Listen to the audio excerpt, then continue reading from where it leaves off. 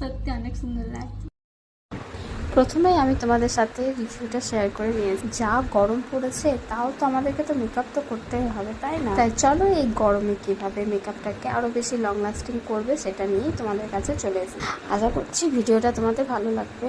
আর ভিডিওটা ভালো লাগলে তোমরা জানোই কি করতে হয়, সাবস্ক্রাইব করবে আর অনেক অনেক কমেন্ট করবে। আর কোনো কিছু প্রশ্ন থাকলে অবশ্যই সেটা কমেন্টের মাধ্যমে পাশের দেওয়া বেল আইকনটা ক্লিক করতে ভুলো না, কারণ আমি যখনই ভিডিও ছাড়বো এটা সবার আগে তোমাদের কাছে পৌঁছে যাবে, সেই জন্য বেল আইকন। তাহলে চলো মেকআপটা তোমাদেরকে শেখাই, স্টেপ বাই স্টেপ বলবো। প্রথমেই আমি যেটা ওর ফেসে অনেক হেয়ার ছিল, তো প্রথমেই আমি সেই হেয়ারগুলোকে রিমুভ করছি, কারণ যদি হেয়ার থাকে তো হেয়ার থাকলে ঘাম হবে, আর ঘাম থাকলে কিন্তু আমাদের মেকআপ খুলে যাওয়ার আর চান্সটা অনেক বেশি থাকে। থ্রেডিংয়ের মাধ্যমেও হেয়ারগুলো আমি রিমুভ করেছিলাম। তারপর ফেসটা ওয়াশ করে দিয়েছিলাম ঠান্ডা জল দিয়ে।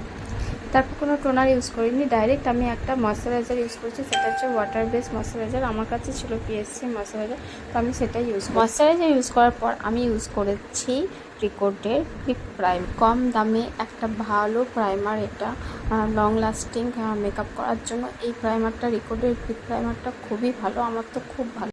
তারপর এই প্রাইমারটা দেওয়ার পরে যেখানে যেখানে ও কাউন্সিলিং করার দরকার ছিল সেখানে যেখানে আমি কাউন্সিলিং করে নিয়েছি অরেঞ্জ কারেক্টার দিয়ে। আর এই অরেঞ্জ কারেক্টারটা ছিল ক্রাইলনের প্যালেট দিয়ে। তারপর আমি ওর ব্রেসটা রেডি করেছিলাম ক্রাইলনের দুটো সেট দিয়ে, তার সঙ্গে আমি রিকোডের লিপ প্রাইমারটা ইউজ করেছিলাম, মিক্স করেছিলাম। তারপর ভালোভাবে মিক্স করে নিয়ে তারপর ফেসে অ্যাপ্লাই করেছিলাম কাবুকি ব্রাশ দিয়ে। তারপরে আমি বিউটি ব্লেন্ডার দিয়ে সেটাকে ভালোভাবে এরপর লরা মার্সার পাউডার দিয়ে ভালোভাবে পুরো মেকআপটাকে সেট করে নিয়ে তারপর আফটার পাউডার সেট আমি ওর উপরে ওয়াটার স্প্রে করেছি।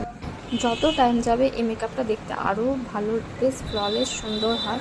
তো থ্যাংক ইউ ফর ওয়াচিং, দেখার জন্য অনেক অনেক